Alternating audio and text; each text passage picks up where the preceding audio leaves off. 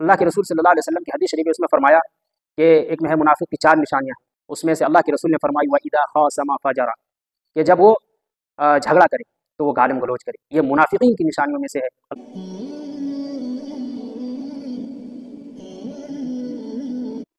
حامدا و مصلیا اما بعد، اللہم صلی علی محمد وعلی آل محمد۔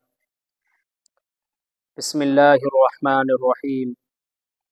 قال رسول اللہ صلی اللہ علیہ وسلم سباب المسلم فسوق وقتالہ کفر، رواہ البخاری و مسلم۔ محترم ناظرین، السلام علیکم ورحمۃ اللہ وبرکاتہ۔ امید ہے آپ سب خیریت سے ہوں گے۔ آج وعدے کے مطابق آپ کے سامنے 6ٹھی حدیث شریف تلاوت کی ہے۔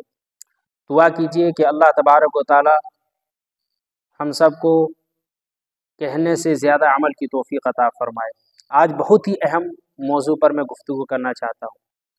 اس حدیث پاک میں اللہ کے پیارے نبی جناب محمد عربی صلی اللہ علیہ وسلم نے فرمایا سباب المسلم فسوق، مسلمان کو گالی دینا فسق ہے، وقتالہ کفر، اور ان سے قتال کرنا کفر ہے۔ ہمارے معاشرے میں بہت ساری برائیوں میں سے ایک بڑی برائی گالم گلوچ ہے، جس سے بچنا انتہائی ضروری ہے، لیکن اس معاملے میں ہم بڑی غفلت کے شکار ہیں۔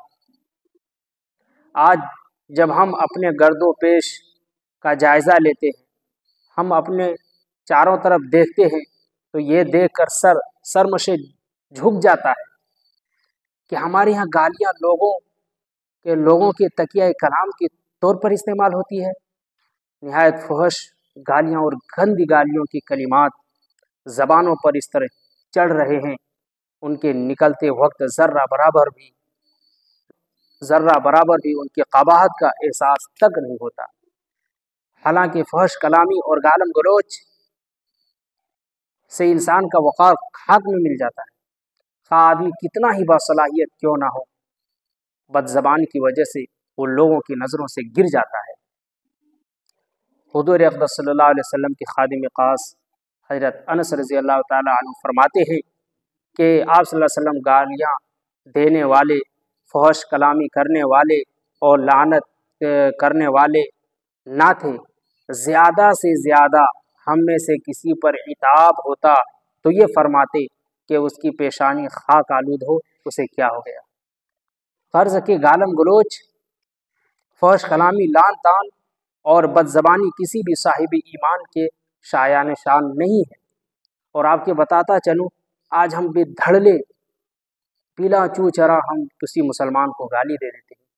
میں نے اس سے پہلے ایک حدیث شریف تلاوت کی تھی، اس میں بتایا تھا کہ منافق کی 3 نشانیاں ہیں۔ ایک دوسری حدیث میں اللہ کے رسول صلی اللہ علیہ وسلم کی حدیث شریف ہے، اس میں فرمایا کہ ایک میں ہے منافق کی 4 نشانیاں ہیں، اس میں سے اللہ کے رسول نے فرمائی وَإِذَا خَاصَمَ فَجَرَ، کہ جب وہ جھگڑا کرے تو وہ گالم گلوچ کرے۔ یہ منافقین کی نشانیوں میں سے ہے۔ اللہ کے رسول کی ایک حدیث ہے کہ آدمی نماز پڑھنے والا ہو، روزے رکھنے والا ہو، لیکن اگر ان کے اندر یہ نشانیاں ہوں تو پھر وہ منافق ہے۔ کیا؟ اذا حدث کذب، جب بات کرے تو جھوٹ بولے، وَإِذَا تُمِنَ خَانَ، جب اس کے پاس امانت رکھی جائے تو خیانت کرے، وَإِذَا عَاهَدَ غَدَرَ، جب ان سے عہد کیا جائے تو وہ عہد پیمان کا پاس و لحاظ نہ رکھے اور بدعہدی کرے۔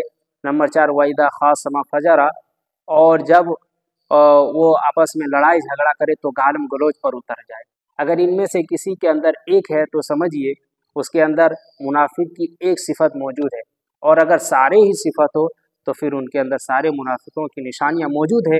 ہم سب کو اس پر غور و توجہ کرنا چاہیے، اور بہت ہی اہم ہے کہ ہم اپنے بچوں کو اور خود بھی گالم گلوچ سے بچیں۔ پورا معاشرے میں ایسا بنا دیا گیا ہے کہ آج ہم گالی کو اس طرح استعمال کرتے ہیں جس طرح ہم بات میں ایک دم پورا مزے کے ساتھ، حالانکہ اللہ کے رسول فرما رہے ہیں کہ گالم گلوچ کرنے والا منافق کی نشانیوں میں سے ایک نشانی ہے۔ دوستو، بہت ہی بڑا یہ گناہ ہے۔ اللہ ہم سب کو اس گناہ سے حفاظت فرمائے، آمین۔